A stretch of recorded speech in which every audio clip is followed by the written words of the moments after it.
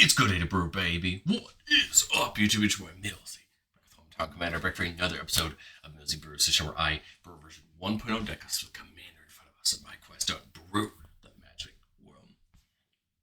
You know the motto, baby. It's ABB, always be brewing, and that's what we're back to do today. The deck list is going to be down in the description for you below. So I'd really appreciate it if you could interact with the video, like, comment, subscribe, consider checking out the links in the description. It'd be pretty groovy. But today, we're spinning our way through Aether Drift, and today we're talking about the leader of the goblins in the race, Redshift, Rocketeer Chief. A 2-mana, 2/3 goblin pilot has vigilance.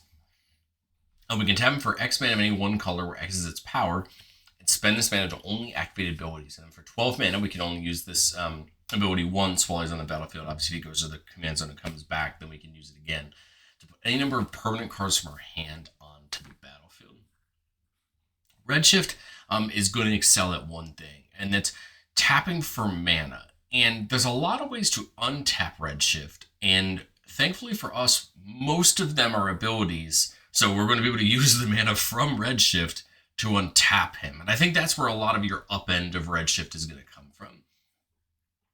We're going to use ways to grow his power so that we can start tapping for mana. We're going to try to find ways to untap Redshift, preferably by growing his power if possible, but if not, just untapping him. And then we're going to find ways to just dump mana into things to get value. There are multiple ways in this deck to allow Redshift to produce as much mana as you want it to, and we have a couple ways in the deck to turn that mana into damage to our opponents. So that's kind of one of our routes to end. The other one is Redshift can get big through other ways as well, so it could be a threat that way. But I think more often than not, we're going to be using it to just pay off these abilities and really take advantage. So how are we going to grow its power? Well, there's a couple ways. We can use things like Hlana and Lena and Xenagos that allow a creature to grow every turn. Obviously, if we do either of these on Redshift, right, Redshift gets to grow for the turn and get power. These can also be used to help other creatures on our board. It doesn't have to be Redshift, and I think that's where we'll get some utility value out of some other creatures. We have Belt of Giant Strength, which makes a creature a base toughness, base power and toughness 10/10. As an equip 10, that's X less to activate, where X is the power of the creature it targets. So this, if we get a world where we get Redshift up to like 5 power, we could tap Redshift and equip it with Belt of the Giant Strength, right? Or, we want to try to get Belt on there to make it a 10/10, and then Redshift is tapping for a ton of mana that we can use for a lot of things. We can also use things like Raised by Giants to make Redshift a 10/10 as long as it and the background are out at the same time. Blackblade Reforged, right? Gives it +1/+1 for each land we control. Unnatural Growth not only buffs all of our creatures in combat, but is going to double, right, Redshift's power and toughness until the end of turn, meaning that we can start to do these things main 2, right, after we grow its power in combat that way. But I think, though, where this deck's going to go from, hey, Redshift makes mana, to it becoming an outlet for a lot of things, is how do we untap Redshift? There's some interesting ways to do this. There's some spells like Boon of Boseiju and Burst of Strength. They're going to let us untap it just once per turn. And that's not a terrible thing. It may seem like not very sustainable, but the truth is there's probably going to be turns where just untapping it once may be good enough to get a bunch of mana out. I like Boon of Boseiju because it gives it a buff, meaning that it could potentially help Redshift get up to a higher total. But one of our outlets to technically untap Redshift and have a outlet for Redshift's mana is Captivating Crew. So for 4 mana, it says we gain control of target creature and opponent controls until the end of turn, and we untap that creature. I'm now just realizing it says an opponent controls, so I definitely put this in here thinking it could untap Redshift. But I think this is still useful because it means we could take all of our opponent's creatures, right, with Redshift. So maybe this belongs in my mana outlets. I didn't read the card, and hey, reading the card helps you understand the card, so do that. But I still think Captivating Crew is very good, right? For that mana, you can just start taking your opponent's creatures. Gift of the Viper can put a counter on it and untap it. Majorite Stone and Patriarch Seal both allow us to untap Redshift at least once, which is very useful. Instill Energy will allow us to untap Redshift once, and then we get into cards that are going to allow us to untap Redshift multiple times potentially, in Sword of the Perunes and Umbral Mantle. As long as Redshift's power is 3, sort of the prunes will always be able to tap and untap it. Obviously, we want it to be more than that, right? So that we can untap it with the prunes and then still have mana left over to bank. But prunes will allow us to untap it for 3, or untap it for 3, tap or untap it for 3, and that will mainly, the goal right there is the untap. Allow us to start banking mana as we can tap and untap Redshift. Remember, it doesn't say how many times we can do that, as long as we can untap it. But I really like Umbral Mantle because it says it untaps it for 3 mana and it gets +2/+2 until end of turn, meaning it untaps and grows Redshift, meaning that you have a world where Redshift can get untapped and grow bigger each time, leading to basically infinite mana unless anyone can stop Redshift from tapping and untapping. Then we can find any of our outlets we're going to talk about in a second to just use the mana for. Okay, so let's talk about what we can use that mana for. As far as ones that are going to help us out a ton, you have Agatha the Bow Cauldron that for 6 mana can give other creatures we control +1/+1 and trample and haste until end of turn. It says activate abilities of creatures you control cost X less to activate, where X is Agatha's power. So basically, as Agatha goes up, this ability is only going to end up being red-green. Now, remember that Redshift can only add one or the other. So in a world where we're untapping Redshift, right, and tapping multiple times, we can just add enough red-green to give our creatures +1/+1 trample and haste as many times as we want to, again leading to a massive combat where we can hit our opponents. Ball's Invoker for 8 mana deals 4 damage to each opponent, so basically if we can produce 80 mana, that's 40 damage to each opponent, and again, lethal there. Hydra Broodmaster has that monstrosity ability to give you some extra Hydra tokens. This isn't a bad thing. You put as much into that monstrosity as you can, get a bunch of Hydra tokens, and then we can use them for some of our other things, right, to get in and deal some damage. Infernal Starmounts has a fire-breathing ability, so for red mana, you can give it +1/+0, and then when it gets to 20, this way it deals 20 damage to any target. What I like about Inferno is if there's a world, again, where we can tap and untap Redshift, we can make Inferno infinitely large, and if somebody doesn't have a flying blocker, then we can knock them out, or try to get it to 20 every turn so that we can start pinging people for 20 damage, right, and just rule the board that way. Svella may only be able to activate its bottom ability once, but I think it's not a bad way to use our mana. 8 mana to look at the top 4 and cast a spell from among them without paying its mana cost. Again, good way to dig into, some of our other things. And we don't mind that that's 8 mana to do, right? Because Redshift can produce mana. And then another technical way to go infinite with Redshift and win the game is Walking Ballista. Of course, Walking Ballista is used in a lot of other combos, but it comes in with X counters on it, so we need to at least put a counter on it. For 4 mana, we can put a counter on it, and we can remove a counter from it to deal a damage to any target. So as long as we have enough mana to put enough counters onto Walking Ballista to, deal 1 damage to our opponents and machine gun them out, then it can end the game that way. Again, this is just to go to show you that there are ways to do this if we have the right set of cards at the right time. Staff of Domination, it costs 1 mana to untap it, and we can pay 3 mana into it to untap a target creature, meaning for 4 mana, we can basically make sure that Redshift's always being untapped. So if Redshift's power is more than 4, right, we can effectively keep untapping Redshift with Staff of Domination, right, to get that. We can also use it to gain life, draw cards. There's a lot of ways you can do this. I think Staff is one of those key ones because we can draw into our other threats. Agassault. Agassault's an activated ability, 5 mana. So Redshift can tap to give you another combat. And if Redshift's big enough, let's say we have something like Umbral Mantle, it can actually be a threat. It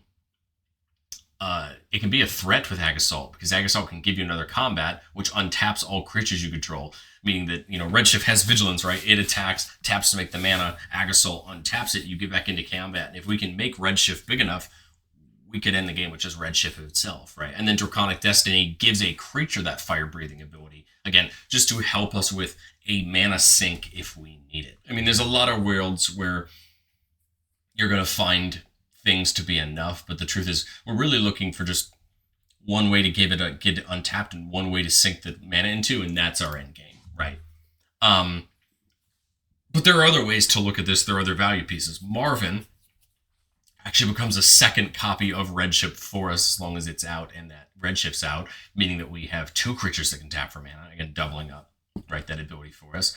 Raga Draga says whenever a creature you control with a mana ability untaps or attacks you, untap it. But what we care about is the bottom one. Whenever you cast a spell, if it's 7 mana, if it's spent to cast it, untap target creature, it gets +7/+7 and trample. Again, this could be a buff for Redshift on that turn. And we do have some bigger spells in the deck, but I think it's mainly just giving Redshift that +2/+2 to really take advantage of the extra mana. And then Reaver Cleaver seems fun, especially since Redshift has Vigilance. You could basically be putting this on Redshift, buffing it, hitting with somebody in combat, getting treasures, and then tapping, Redshift for abilities, but having those treasures, right, to use for other things. Reaver Cleaver also works really well with Aggravated Assault to potentially give you as many combats as you want. Agatha's Soul Cauldron can be used to cheat out some different abilities. So it says creatures you control with counters on them have all activated abilities of all creature cards exiled with the Soul Cauldron, and we can exile a card from a graveyard to put a counter on a creature we control. There are creatures in our deck that we could technically get exiled with the Soul Cauldron and start putting counters on creatures and just profit from. I don't think Soul Cauldron's as much of a top end for us as some of these other ways we talked about to tap and untap Redshift, but it is an option if someone gets rid of a key creature. My thought is, maybe you're looking for, something like Ball Invoker, because technically Ball Invoker, we're one of those ones that has ability for you to sink mana into, or like Walking Ballista. Technically you could give it to Redshift and then Redshift could do it itself, right? So there's a lot of ways to kind of, give it to that. Innkeeper's Talent can put some counters on Redshift and protect it, give it a little bit of the protection. Same thing with Invigorating Hot Spring. Can give creatures with counters on them haste, and we could just basically make sure that Redshift's getting counters on it to have haste and be able to use its ability the turn it comes in, or spread haste out to our other creatures as well. Hot Spring's not as, I think, as sexy as some of the other value pieces we have in here, but it's just here to help us get a creature in at the right time if we need it. Mana Reflection is going to allow Redshift to tap for double the mana, which is huge, especially when we start dealing with our combos. And then Retreat to Kazandu and Roaring Earth are just in here as ways to give Redshift counters to grow its power, right? So that we can use its mana faster. But I've said it before on the show, and I'll say it again. No deck's ever complete. This is our version 1.0 shot at Redshift.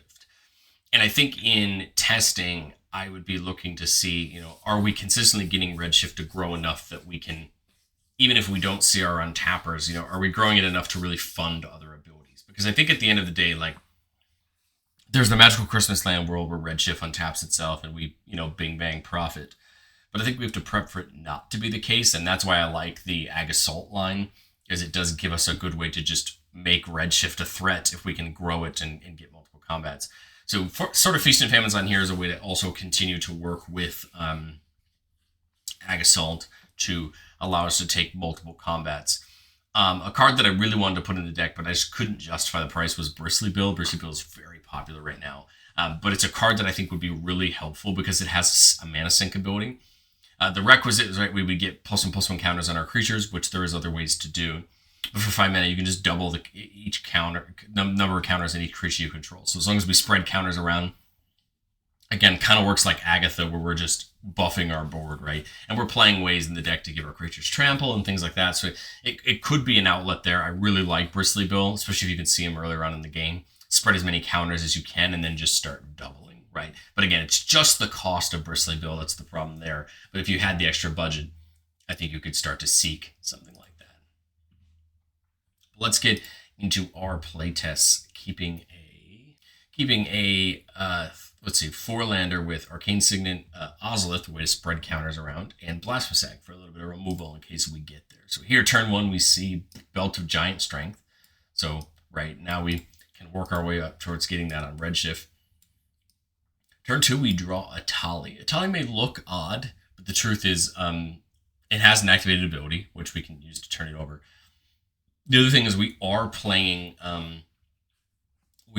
something like a Tamer Sabertooth, which can bounce creatures back to your hand, which we could technically replay Atali, right, for more fun. So there are other ways to look at that. In turn 2, we draw Marvin.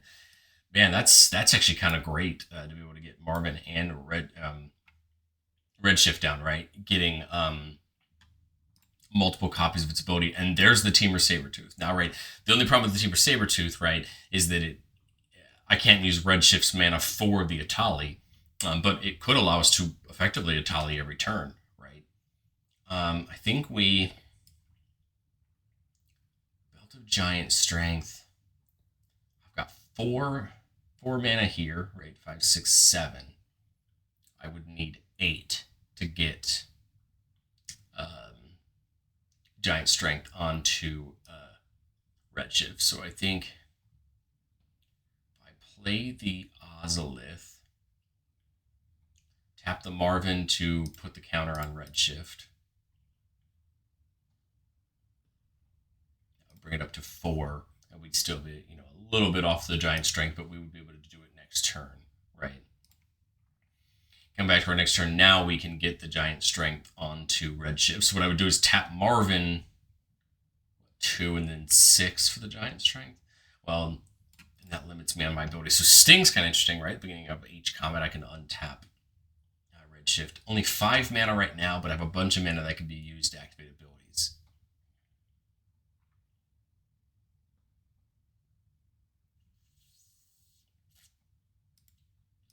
I can use Marvin to put the counters on itself, and then I guess just get the Giant Strength on. Start getting that souped up. So now Redshift is a 12/12, right? So, and I have to tap, right? Because I only have 4 and it's a 4. I need 6. I don't have it. So I'd have to tap it to do it. But that's okay. I mean, the point here is that you're getting it souped up for the next turn. So now on our next turn, I mean, we could exhaust Redshift to just put the Atali and the Teamer Sabertooth out. But I kind of like the idea of trying to, get as much down as we can. But the truth is, I think we're having a tough time hitting 7 here for that. So if I tap Redshift for 12, I can use its own ability for 12 to put, Atali, Teamer Sabertooth, and Sting in. That'll get me an Atali trigger. You go until you hit a non-hit, right? So here I'm getting sold for actually to give all my permanents indestructible, and we would see what else our opponents get. With our regular mana, we'd play the boon to untap Redshift and give it +7/+7 because Atali is the biggest permanent we have. So now it has an ability to get more, right, for it that way. But that could allow us to flip over the Atali next turn, right, with all of that mana. We could bounce something like Atali back to our hand if we wanted to use the mana to cast it. Like I said, we just don't have the mana just quite yet. But I think we would, right? We put something like Sting on Marvin just to give it, the ability to untap itself. And then I would probably just use Ozolith on something like Atali. And then pass, now we've got or we could attack with Redshift, right? Because it has Vigilance. But now we have this up to protect our board. And I think we're just in good shape. All we're looking for, right, is just one way to find an outlet for these. But I think now Redshift just becomes a threat, right? We're just attacking. We can flip Atali over this turn to make it a massive threat. Give it infect, right? Whenever a player's dealt damage, it gets that many poison counters, and now we could just make Atali a threat, right? By putting counters on it with the Ozolith, right? And just now we have 3 attackers basically. We could tap mana to put counters on the Ozolith. We'd have to probably, I would assume, tap Marvin. We'd have to tap Redshift to flip it over, but you can see what I mean. We have a decent board state. We have a way to bring something back to our hand if need be, which means we could actually, if we ever found a way to draw a few more cards and wanted to reuse Redshift's ability, right, we could always bounce it back to our own hand and play it down again, right, with the Teamer Sabertooth. But I Again, all we're missing here is really just the mana outlet, and we'd be in good shape. But that's to be expected, right? We didn't have a ton of them in our deck, so it's still good to see, right, where we would be without it. Here on our second playtest, keeping a 4-lander with Ozolith, Explosive Vegetation, and Svella. So we do have Svella, right, as a nice outlet for that. We'll play the Thicket in turn 1. I mean, we've got nothing better to do. Turn 2, I think it's just the Ozolith. Right, we see the staff, so we do have a way to draw. So technically, if I found a way to tap and untap, I got Redshift big enough, I would basically have a way to basically have infinite mana, right? And then we would basically be able to draw into Walking Ballista or whatever, right? We would basically just be there. Turn 3, I like something like Rampant Growth. I love something like Svella. Svella's kind of nice because it could start making those icy manoliths that actually start adding extra mana, right, for Redshift.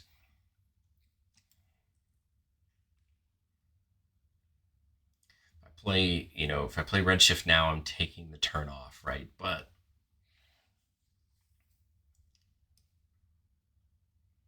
I like the idea of Rhythm of the Wild to start giving it haste. I guess that would give him a counter when it comes in, right? Which I think is very useful. There we see a Shigeki. So you can pay 1 and a green, tap it to return it back to our hand to reveal the top 4 cards of our library, put a land from among them on the battlefield, and everything else in our graveyard, and then you can channel it to get something back from the graveyard. So here I think we just Redshift. I think we just Rampant Growth, right? Get another mountain. And now, right, we're getting some mana. We can do something like Tyrite Sanctum to, right, to, sorry, it would have been 2 because of the Ozolith, to grow it there. So we're at 4. I remember it's 4 to just untap Redshift, so we do need to get it 1 bigger, right, for the purposes of it. I think Svella just comes in with 2 counters. I don't think there's really any reason to not there. We could get the Tyrant Sanctum and give it a counter, which would get it up to 6 power, so we would be netting 2 every time with the Staff of Domination, which feels pretty good.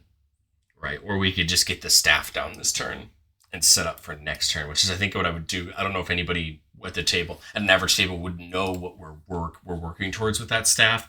Honestly, I would tell them I have a way to make infinite mana if I was truly playing the deck. So here I'm at 4. It takes 4 mana to do my thing, and again, all I'm doing is netting mana to be able to use for an ability. So it's not like if I make the infinite mana this turn that I'm like, going way off. I think I'll just put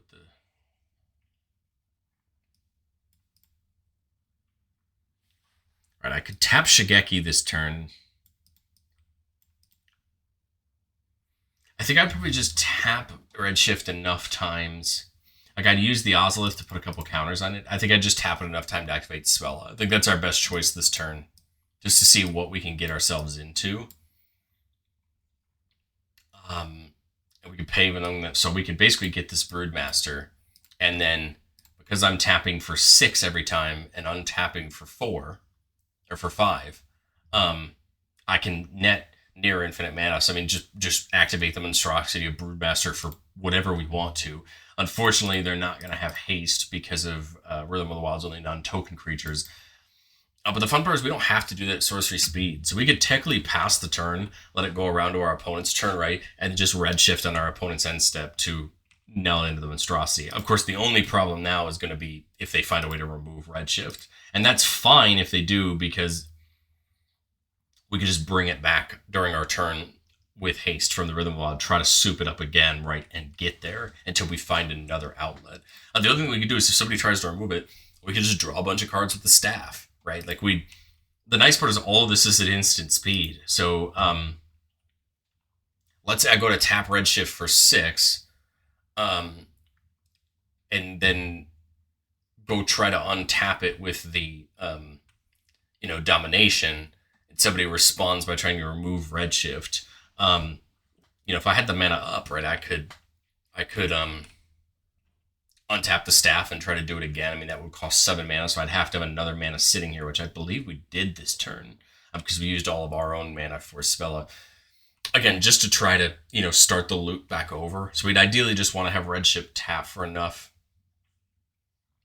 to allow us to restart that loop. It's the same thing that if you ever play a Walking Ballista combo, people always tell you to have an extra counter on Walking Ballista, or another way to put an extra counter on Walking Ballista, so that if somebody tries to respond and remove it, you can restart that loop. But if I had 2 mana left over, which I think I did because I had to use one of another color for Svella, what I could do is tap Redshift for 6, pay 3 to try to untap it. And if somebody tries to respond by removing Redshift, I pay 1 into the staff to untap the staff, pay the other 3 from the Redshift into untapping it, and then I'm back to where I was before. And again, I just make a bunch of arbitrarily large Hydras, and again, that just ends the game, right? Unless our opponents can deal with our board. I know that's a little Christmas landy, but it's just to show you like what you can do. And then this hand, I mean, is almost near perfect. We just need a turn where we can equip the Umbro Mantle. I guess that Captivating Crew isn't as good, but we can just draw through our entire deck with the staff, right? So, Forest Utopia Sprawl for green, I guess, since we've got 2 reds in our hand. Here, I think we just play Redshift, right? Go to our next turn. I mean, I can get the Mantle in this turn and get it attached, but the problem is I just don't get anything good out of it, right? I kind of think I'd rather just go Marvin plus the ramp. Again, just to set myself up for one more turn, because I kind of need enough mana to get both the staff and the Umbro Mantle down, and then I'm golden, right? So this turn I've got 6. I got enough to get the Mantle and the staff down. Put the Mantle on Redshift. Remember that Redshift, when it taps, is going to add 2. Umbro Mantle says that for 3 mana untap it to get +2/+2. So I guess I would need one more turn, right? I need Redshift to be 3. Oh, well, I have Marvin to get the process started. So we're good, right? Because Marvin can tap 2 for 2. So that's 4. Umbro Mantle untaps Redshift. I have 1 left over, but now Redshift's 4, tapping for 4 and netting me 1 every time. And now I can just draw until Walking Ballista, Ball's Invoker. I can draw until anything I want. And the important part about Ball's Invoker and Walking Ballista, just to show you, I'll just, let's say I'm drawing, to find whichever one of them I want. Actually, I realized this turn I would need to do this on my next turn because I need mana to play whatever I draw into, right? So we'll just say we ended up winning the turn. Let me find one of the 2. All right, so we have Walking Ballista, right? We put it down for 1 or whatever on there. If we don't want to, like I said, we don't want to remove the counter from Ballista if it would make it a 0/0. So let's say I'd pay 8 to put 2 counters on it, then I would go to remove a counter from Ballista. The reason is we would do, then like I'm saying, we would want to have enough mana or the ability to tap Redshift to put another counter back on Ballista, so that if somebody tries to remove it, in response I can put a counter back on it and then keep removing them again to, start the loop over and hit into our opponents. I know this whole infinite Redshift mana thing is a little bit Magical Christmassy land, but I don't think it is. I think it's really doable, which is why I think the deck is for sure a 3. I think there's probably other ways to take advantage of the mana. I just didn't find them from the searching I did. But hey, this could be one of those decks that gets better in the future as you find other ways to dump mana. Like, other than Ball's Invoker, I can't really find a card that says, pay 8 mana, everybody loses 10 life. You know what I mean? There are a lot of ways like Tyvar and Agatha to just buff your entire board with Trample, which I think is one of the easiest ways to do it. Because remember, Redshift can attack, and it doesn't tap to attack, meaning if you have something like Agatha out, Redshift can get arbitrarily large and knock somebody out with commander damage, right? There's so many ways to take advantage of Redshift. So I think it's all there, and I'd be intrigued to see what you think. But let me know what you think down in the comment section below, and I will catch you all in the next one.